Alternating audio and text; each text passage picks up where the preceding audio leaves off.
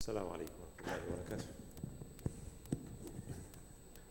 أعوذ بالله السميع العليم من الشيطان الرجيم. بسم الله والحمد لله والصلاة والسلام على سيدنا رسول الله وعلى آله وصحبه ومن والاه، وأشهد أن لا إله إلا الله وحده لا شريك له، وأشهد أن محمدا عبده ورسوله صلى الله عليه وعلى آله وأصحابه أجمعين، ثم أما بعد. Today is the last part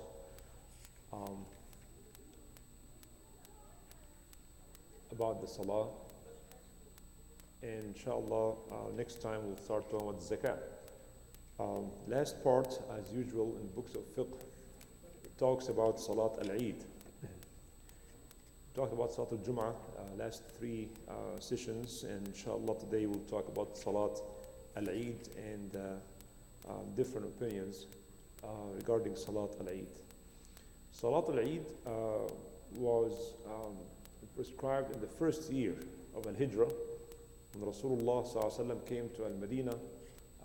The first year he prayed Salat al-Eid al-Fitr and Eid al-Adha, and he saw the Jews in Medina celebrating the day of Ashura, and he also celebrated the day of Ashura by fasting this day. And he asked about other celebrations that he found the people in Medina celebrating, and he said, what is this? He said, these are the days we used to celebrate. And he said, sallallahu alaihi wasallam, Allah has replaced this with two beautiful Eids, right?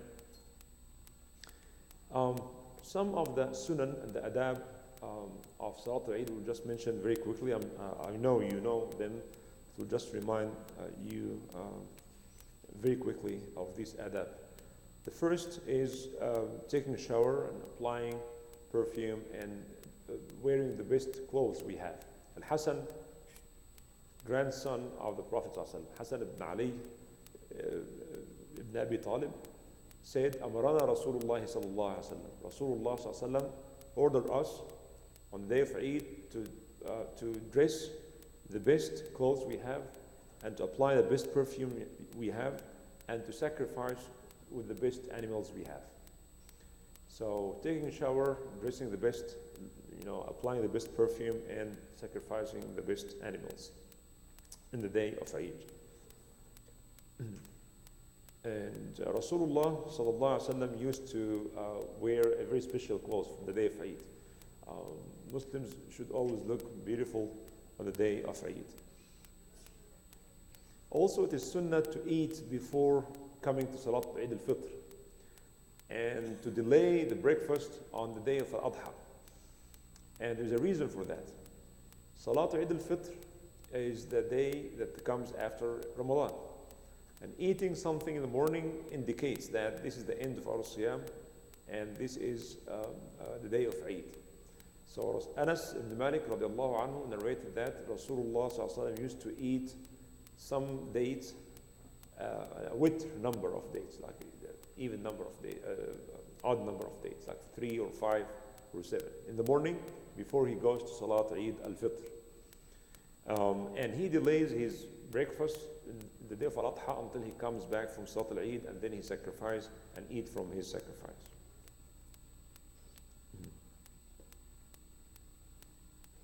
Also, one of the sunan of Salat al-Eid is to pray out of the masjid.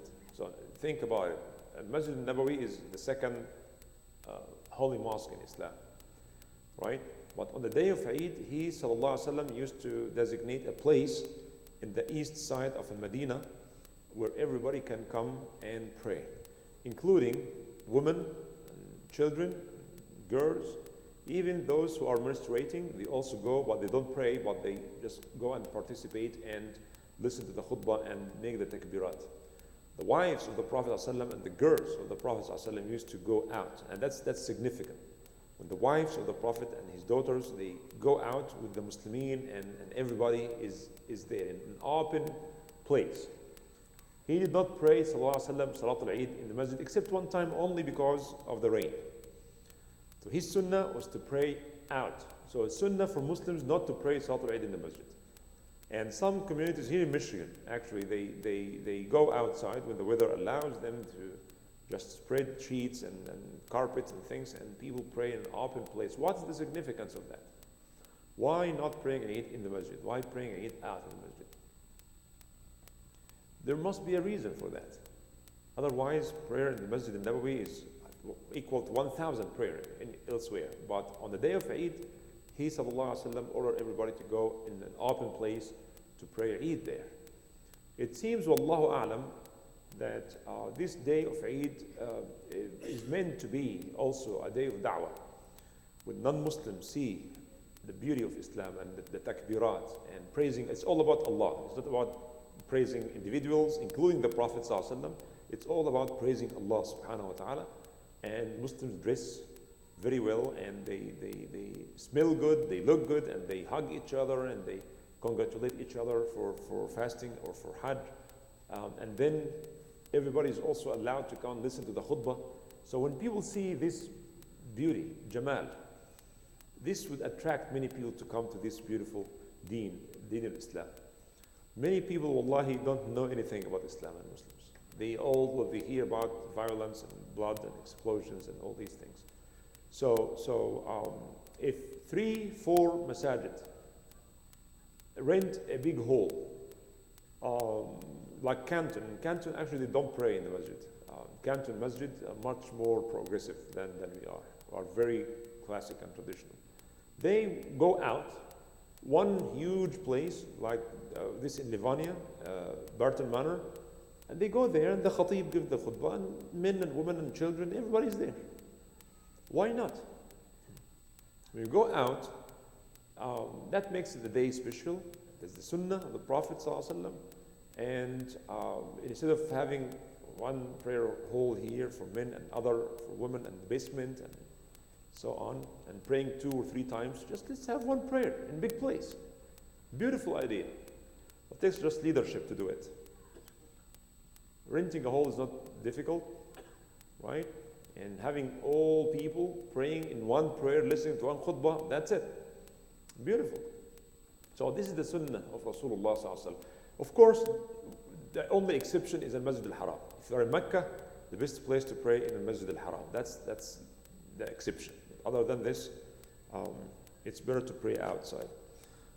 And also, it is sunnah to go to this musalla from one way to come from the other way.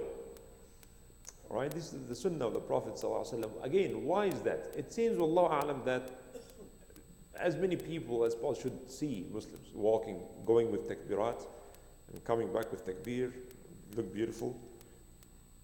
It's a good da'wah, a good way to show how beautiful Islam is.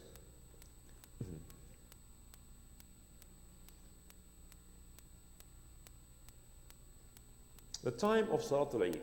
The time of Salat al-Eid, it's almost the same time when we pray duha every day after the sunrise, like about 15 minutes after the sunrise. But it is also sunnah to delay a little bit Salat al-Eid al-Fitr.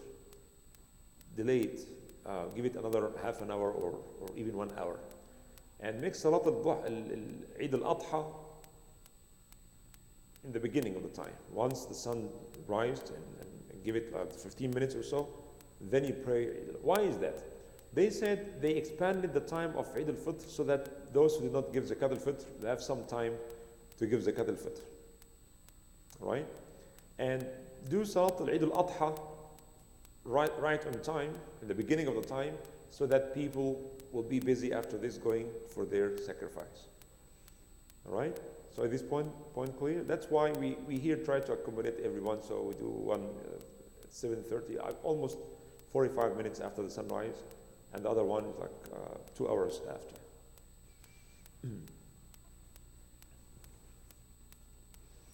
There is no adhan or iqamah for Salat al-Eid. Subhanallah, this is how it is. So adhan is beautiful, right? It's like ashhadu an la ilaha illallah, takbir. But this is the sunnah. There's no adhan, there's no iqamah. So Rasulullah used to come, everybody is there, and then he goes to the musalla, and people see him, and they stand up, and they pray behind him. No adhan, no iqamah.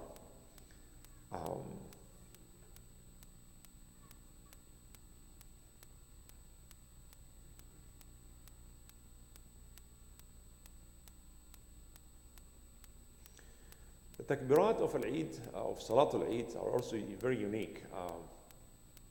Growing up in Egypt, the Shafi'i madhab is very dominating, I mean, followed. And almost three madhab are almost the same, when the Hanafi madhab is different. So in madhab al-Shafi'i, Imam al-Shafi'i, the Imam makes takbirat al-ihram, one takbirah, and then 7 takbirat. Allahu Akbar, they raise their hand, and everybody also raises his hand. Allahu Akbar, 7 times, right? So takbirat al-ihram plus 7, and then he reads the surah, al-Fatiha and surah. And the second rak'ah, he starts with takbir also. So when you say Allahu Akbar, stand up, then he says Allahu Akbar 5 times.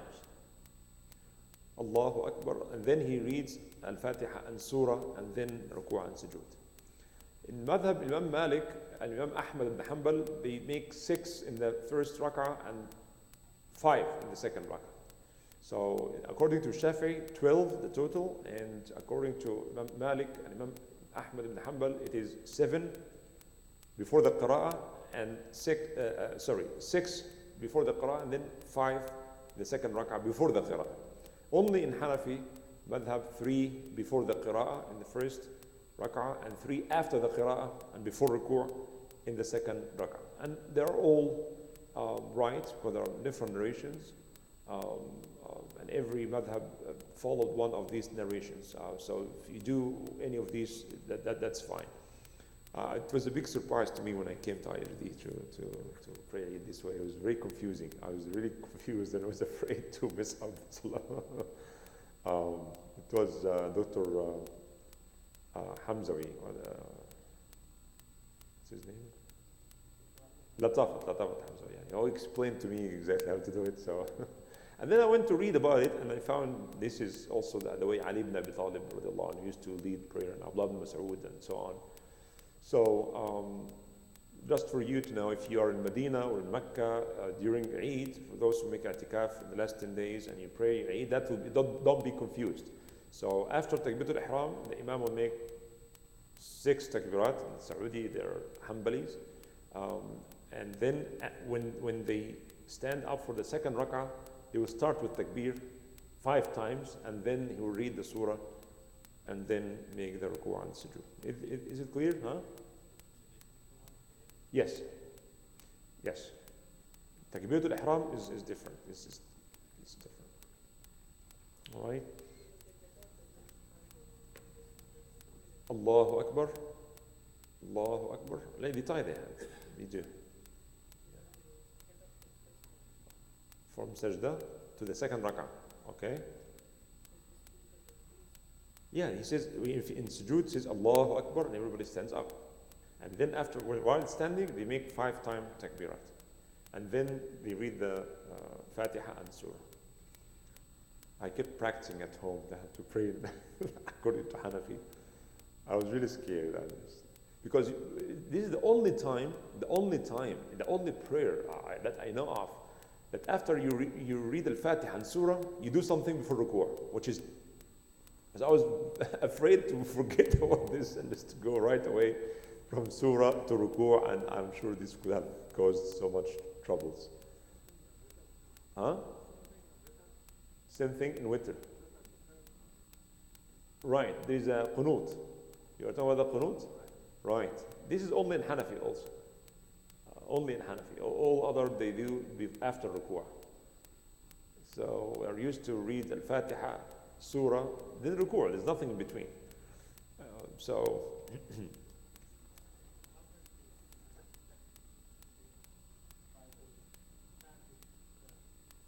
The takbirat. Well, the takbirat of the Eid, there's no one specific authentic hadith. This is how it is. But the whole, Rasulullah said, Zayyinu a'adakum bi takbir. Beautify your Eid with takbirat. So takbir Allah subhanahu wa ta'ala could be in any way. Allahu Akbar kabira, alhamdulillahi kathira, Subhanallah, bukratan wa asila, Allahu Akbar, wa lillahi alhamd, Allahu Akbar, la ilaha illallah. The whole idea is to praise Allah, to glorify Him, and to repeat these words of praising Allah subhanahu. I know people sometimes make big fuss about this. How 3 and 2 and say Allahu Akbar 3 times and then La ilaha illallah and then Allahu Akbar 2 times. There's no one single authentic hadith. There are plenty of a hadith that says takbir. But what to say in takbir, it's left up to the people. Right? Any way you do it is right. And there's no salah, there's no nafil before Salatul Eid or after Salatul Eid. People come, sit down, make takbirat, and then pray and listen to the khutbah, and they go. Huh? No, this is a different story. If you miss Salat al-Fard, then you have to, once you remember it, once you wake up or remember the Salah, then you pray it anytime. This is different. But if you... But again, that's not masjid. That's supposed to be the musalla.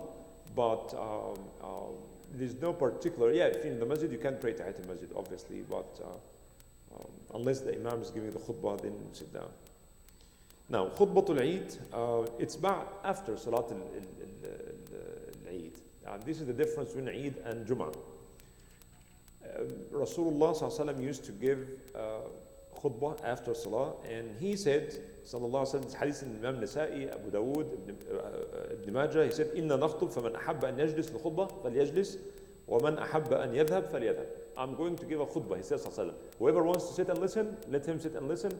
Whoever wants to go, he may go. In other words, it's not obligatory. Again, only in Hanafi madhab, it's wajib. Listening to the khutbah. The whole Salatul Eid, actually, according to the 3 madhahib, Imam Malik and Shafi'i, they said sunnah mu'akkada. Sunnah mu'akkada means it's confirmed sunnah. Rasulullah did it every Eid. Right? So it is sunnah mu'akkada. In other words, if you come to Salatul Eid, if you are able to come and you came to Salatul Eid, the great reward for it. If you don't, even if you have no excuse, it's not haram.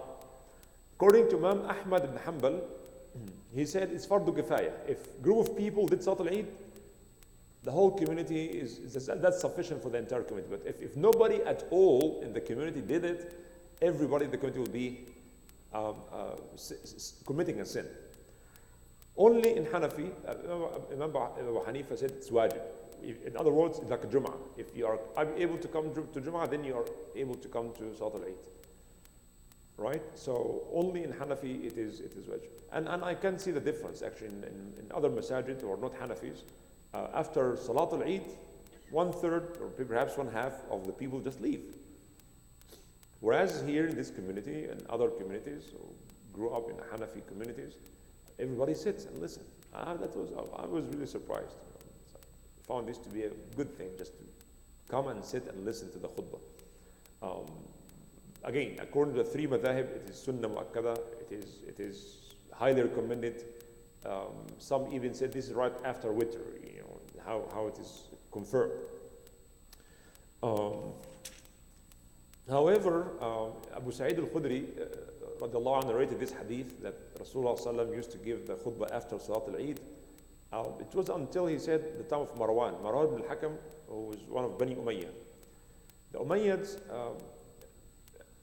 people did not like them, especially in Medina. So he was the governor of Medina for Bani Umayyah. I think Muawiyah or his son. Then he gave the khutbah before Salah. And Abu Sa'id said, I just pulled his clothes. So what are you doing? Sit down. And then he pulled his clothes and he gave the khutbah. And then did the Salah, like Jum'ah. And after Salah, I said, what did you do? Wallah, you have changed the sunnah of Rasulullah. He said, Ya Abu Sa'id, time has changed. At the time of the Prophet, people used to sit and listen. Now nobody wants to listen to us. So if I pray, everybody will leave. Which also makes this hadith muttafaqun alayhi, yani it's Bukhari, which means that it's not wajib to sit and listen to the khutbah, but this is another point. But he decided to give the khutbah before Salah just to make sure that everybody will listen.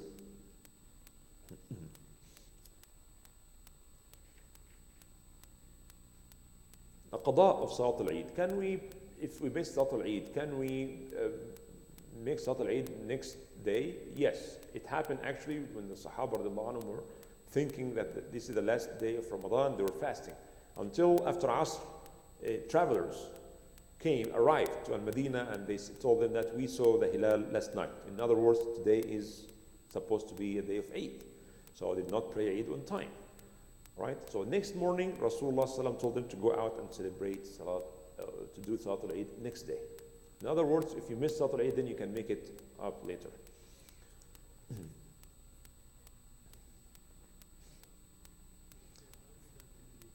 Naam? Well, it can be done again. The Jama'ah, 2 people can make Jama'ah. Like in Jum'ah, 2 or 3 people can make Salat al-Eid. If you are 2 or more, then you can do Salat al-Eid. If you missed it, you can make it at home next day, and so on. If you missed it for a good reason. Also, it is sunnah to have fun. Amazingly, Rasulullah sallallahu alaihi wasallam saw on the day of Eid al-Habasha. Al-Habasha refers to people of Abyssinia. Abyssinians, most of them were slaves in the Arab world, in Mecca, Medina. But they had their own tradition, which tells you how tradition and religion, they mix together very well, with no problem. These people of Al-Habasha or Abyssinia, they lived in Medina when they became Muslims, and they have their own way of dancing. They hold these spears and they make like circles, and they kind of dance with these spears, and they turn it around and make these moves and things. They're fun. And Umar radiallahu anhu not like this. Coming to the Prophet's masjid, the holy masjid, and people playing, they're dancing, playing. And Arabs who are not familiar with this culture, they were watching this good show, right? Foreign show. So when Umar didn't like it, and Rasulullah told Umar, leave them alone. Innahum, he said, Innahum min al-Habasha, or he said, that they are from Abyssinia. In other words, Rasulullah wants, that's a very important point. Rasulullah wants Umar to understand that to be a Muslim, you don't have to be an Arab. You have your own culture and Islam. So Islam does not ask you to convert to Islam as a religion and then convert your culture into the Arab culture.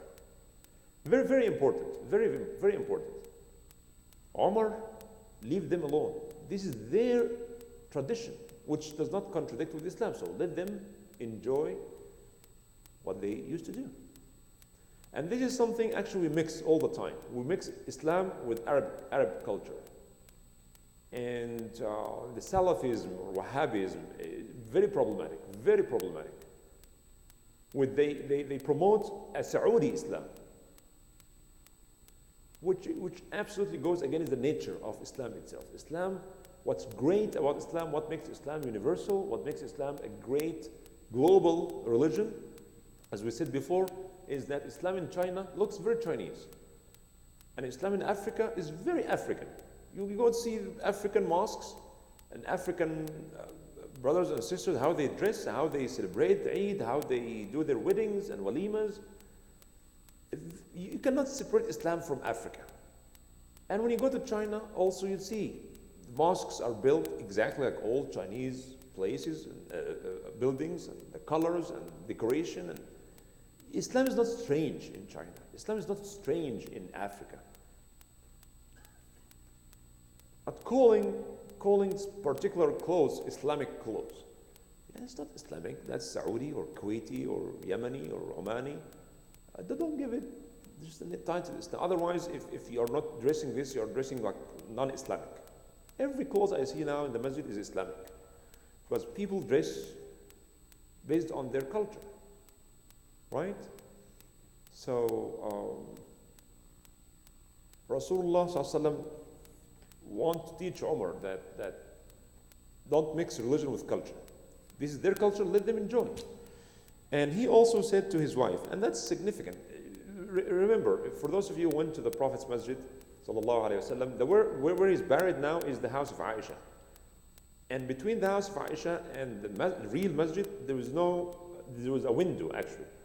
And he sallallahu alayhi wasallam would go down and let his wife jump on his shoulder, and he stands up for her to watch. This fun, to watch the show. That's significant. The wives of the Prophet ﷺ are not like any other woman, to be protected and so on.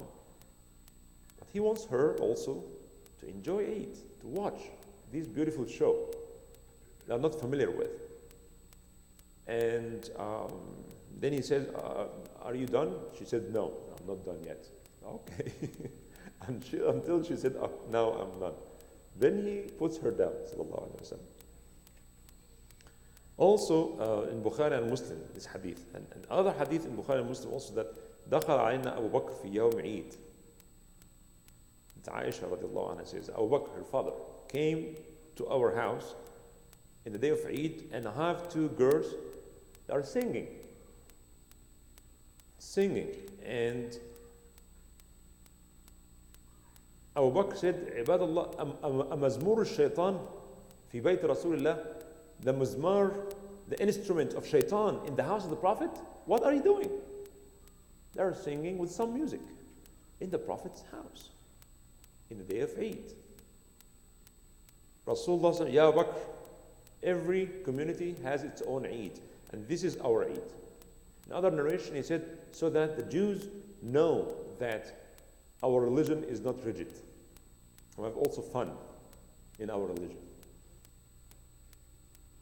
Fun is not shameful, it's not bad, as long as it's not haram, of course. Right? So he said that's a day of Eid. Let them sing and enjoy.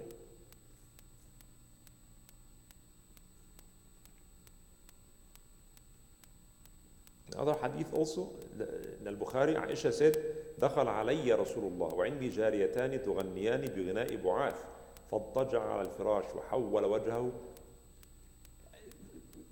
I don't know if you heard this hadith before. I don't know why we're not saying this hadith. This is Bukhari.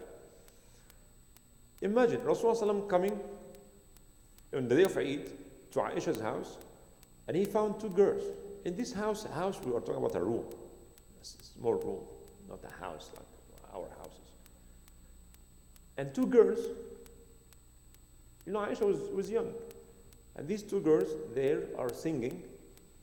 And what did he do, sallallahu alaihi wasallam? He said, "Taja al-firash." He went and he slept, sallallahu alaihi wasallam, and he changed his face. So he gave them his back. You sing, you do whatever you want. But he, sallallahu alaihi wasallam, got some rest. And then Abu Bakr came in. فَانْتَهَرَنِي. There's the difference between Rasulullah and everybody else. So Rasulullah approved this. He just wanted to get some rest, and he went to sleep. And they were doing what they were doing. A day of Eid, let them play. And then Abu Bakr, she said, Abu Bakr, her father, came, فَانْتَهَرَنِي. What is this? What are you doing? A mizmar al-shaytan عند النبي. Mizmar is the instrument, the float. Right? Mizmar al-shaytan. Those to call singing mizmar al-shaytan. عند النبي صلى الله عليه وسلم فأقبل عليه النبي صلى الله عليه وسلم. And then Rasulullah صلى الله عليه وسلم was like sleeping, getting some rest. He said, Abu Bakr, leave them alone. Let them come in. Let them do this day of Eid. Let them enjoy.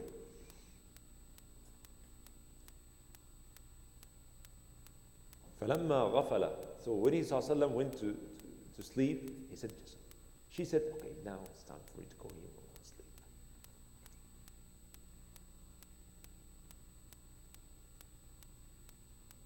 Alayhi salatu wassalam.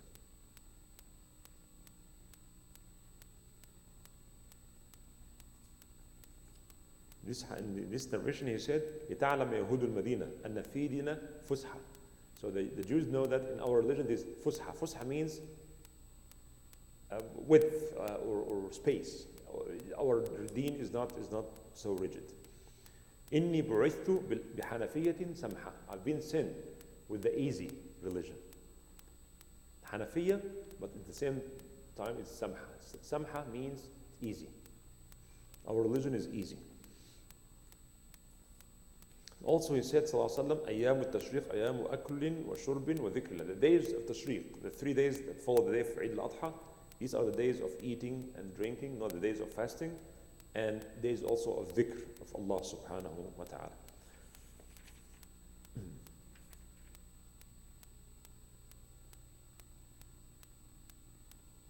In the first 10 days of the Hijjah, before the Eid al-Adha sacrifice, he said, Sallallahu Alaihi Wasallam, there are no days during which the good deeds are so beloved to Allah subhanahu wa ta'ala than these days, the first 10 days of the Hijjah. He said, even jihad fi sabilillah, Ya Rasulullah said, even jihad fi sabilillah, unless someone went with his money and himself and he did not return with any of these. In other words, there's no good deeds you can do in any other time than these 10 days. It's sunnah also to congratulate each other with Eid by saying, تَقَبَّلَ اللَّهُ مِنَّا وَمِنْكُمْ. تَقَبَّل, may Allah accept from you and from me. It is sunnah to make takbir also, as we read in Surah Al-Baqarah, Ayat al-Siyam, Allah subhanahu wa ta'ala said, وَلِتُكْمِلُوا الْعِدَّةَ وَلِتُكَبِّرُوا اللَّهَ عَلَى مَا هَدَاكُمْ. You finish the fasting and then glorify Allah subhanahu wa ta'ala for the guidance He gave to you. And Eid al-Adha, he said, وَاذْكُرُوا اللَّهَ فِي أَيَّامٍ مَعْدُودَاتٍ. In Eid al-Adha, of course, and the 3 days, we do Eid al-Fitr, we make takbir from Fajr until Salat al-Eid. That's it. Yani, after Salat al-Fajr, on the day of al-Fitr, until Salat al-Eid. But in Eid al-Adha, we do it from the day of Arafah, the Fajr of the day of Arafah, until the Asr of the last day of Ayyam al-Tashriq. And the takbirat, not only after salawat, but also it's sunnah to, when you are riding, when you are traveling, at all times, say Allahu Akbar, La ilaha illallah, Allahu Akbar, Walillahi alhamd. I will stop here, inshallah. This is the last part of the chapter of Salah, and inshallah, in the coming days and weeks, we'll talk about zakah. We'll try to summarize it because sometimes it gets very confusing, so we'll try to summarize zakat al-mal and inshallah subhanahu wa ta'ala, and zakat al-fitr as well. And that's it for salah. We talked about so many things now for so long. So any questions before we conclude? Yes? Right.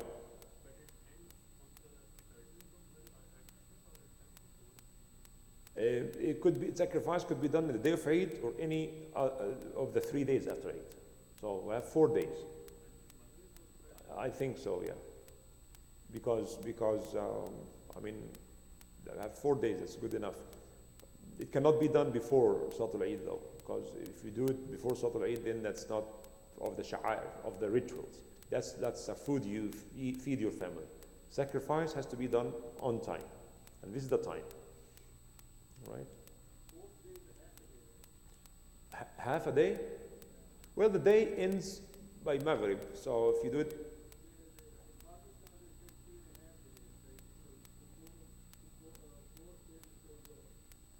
I don't know about before Dhuhr. I know the day ends by Maghrib, but again, it's always, maybe they are making a buffer zone so that nobody goes after this. Could be.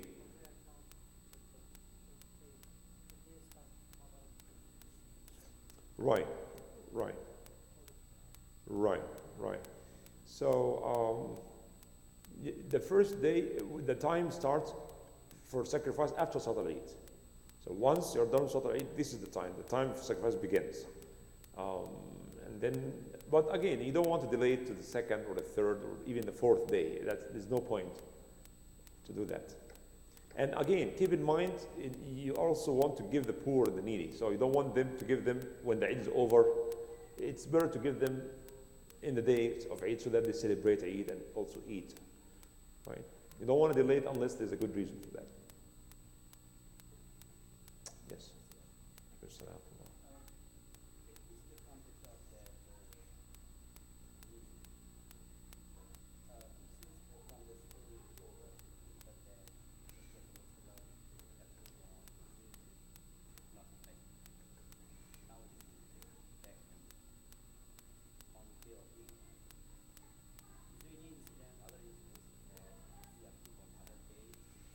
Well, there's no, first of all, there's no music there. The word mizmar, as I said, it refers to the singing. When people sing, but in other incidents, there were drums. Some scholars said, oh, it's only in the day of Eid. But that does not, if it's haram, it's evil, it's not allowed in Eid or before Eid or after Eid, if it's evil in of itself. Like alcohol, you cannot say, okay, it's the day of Eid, let's drink some. No, because it's evil, it's haram. So it's either good or bad. It cannot be good only in the day of Eid and then bad after Eid. If it's bad, it's haram all the time. If it is okay, it's okay all the time. But akhi, yani, the problem, Imam Ibn Hazm is as we said before, is very zahiri. Zahiri means literalist. Yani, whatever mentioned in the Quran and Sunnah, he just go and follow it, apply it literally. Whatever is not mentioned or made haram, then for him it's, because everything is halal unless it is proven haram. So he said there's no one single hadith or ayah that says music is haram. There's no one. Not one. Imam al-Ghazali, Imam al-Ghazali, we all know who is Imam al-Ghazali. Imam al-Shawkani, a great usuli. And many other scholars. There's no clear evidence. If music is that evil and that bad, one ayah or one authentic hadith could solve the problem. Khalas. But the problem is that music is always attached or connected with so many other haram things, like drinking and men and women and dancing and nudity and so on. So that's why many don't tolerate any kind of, all music is bad. And all music instruments are, by default, are evil. And so, but again, singing could be, or can be singing nasheed, right? And can be singing also evil songs. So the content actually determine whether it's halal or haram. But you cannot just like wholesale judgment of every kind of music. The Prophet ﷺ and Sahaba used to chant together when they are building the masjid. And they said the Prophet ﷺ would prolong his voice in the end. Right? It's not just saying poetry, it's just saying it with the rhythm, right? Prolonging his voice.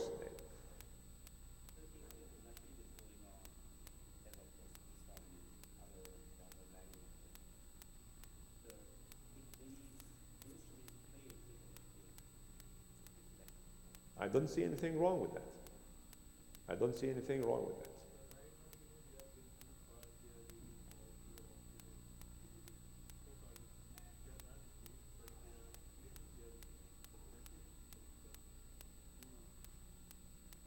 What's extreme?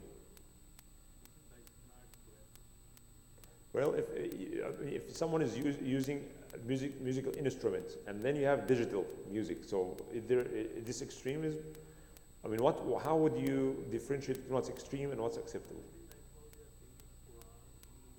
No, Quran with music is different. That's wrong. That's not acceptable. That's haram all the way.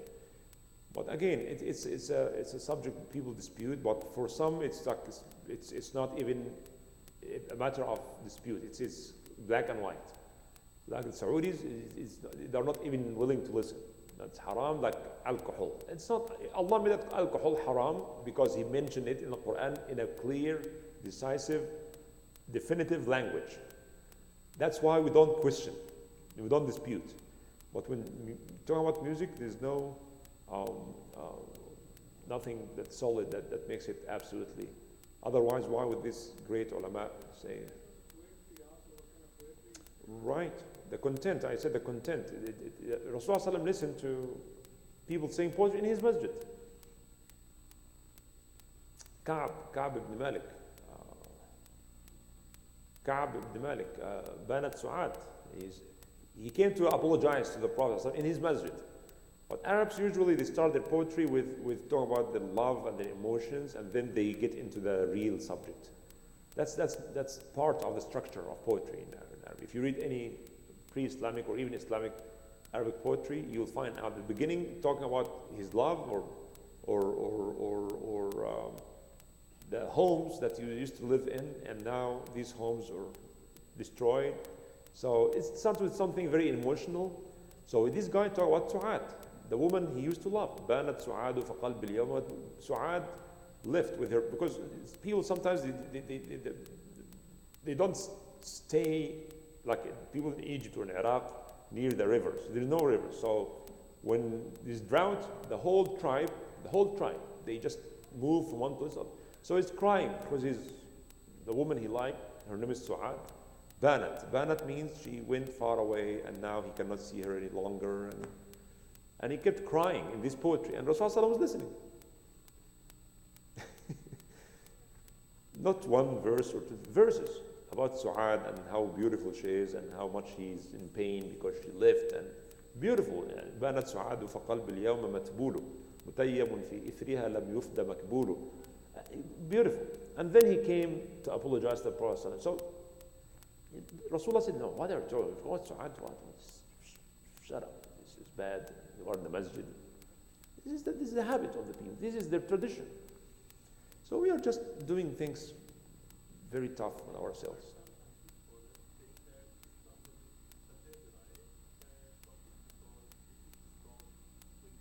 But if we follow this Sadd al-Dhara'a and everything, we will turn our life into hell. Sadd al-Dhara'a means to block the means that may lead to haram. This is the same, the Saudis are using this, they love this Sadd al-Dhara'a thing. Sadd al-Dhara'a, men and women should not come together. Because if they come together, they may... What is this? Sadd al-Dhara'a. If you are going to build blocks to avoid the haram, then how far you can go? That's also extremism. Sadd al-Dhara'a. No. Because if you do this, then you can do that.